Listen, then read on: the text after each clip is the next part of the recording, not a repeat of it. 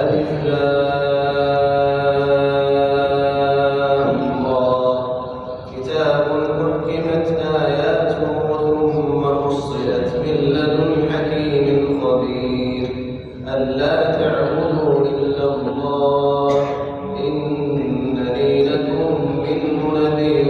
وبشير وأن استغفروا ربكم ثم توبوا إليه يمتعكم متاعا حسنا إلى أجل مسمى ويؤتي كل ذي فضل فضله وإن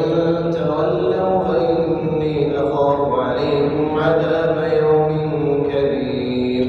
إلى الله مرجعكم وهو على كل شيء قدير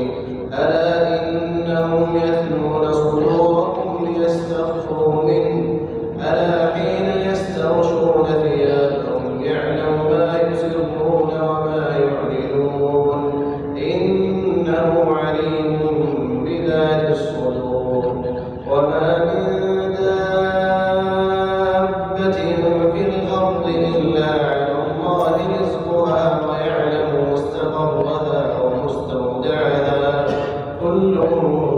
في كتاب مبين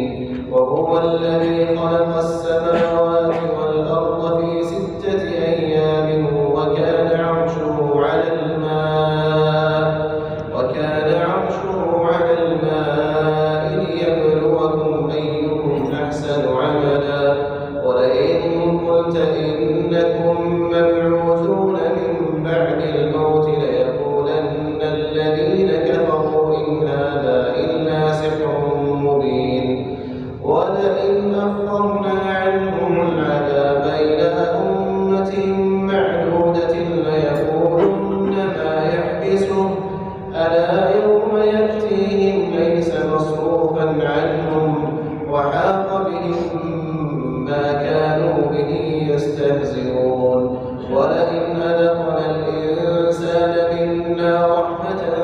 ثم نزعناها منه إنه ليئوس كفور ولئن أذقناه نعماء بعد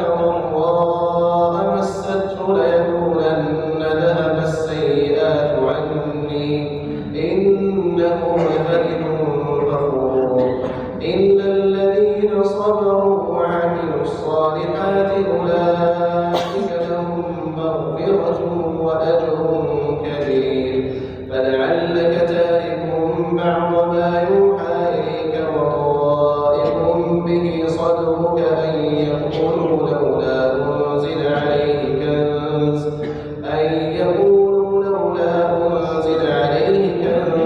أو جاء معه ملك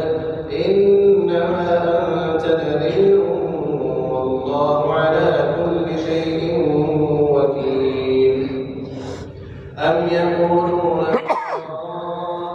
قل فأتوا بعشر سور مثله مفتريات وادعوا من استطعتم من دون الله إن كنتم صادقين فإن لم يستجيبوا لكم فاعلموا أنما أنزل بعلم الله وأن لا إله إلا هو فهل أنتم مسلمون من كان يريد الحياة الدنيا وزينتها نوفي إليهم أعمالهم فيها وهم فيها لا يبخسون أولئك الذين ليس لهم في الآخرة إلا النار وحبط ما صنعوا فيها وباطل ما كانوا يعملون الله أكبر الله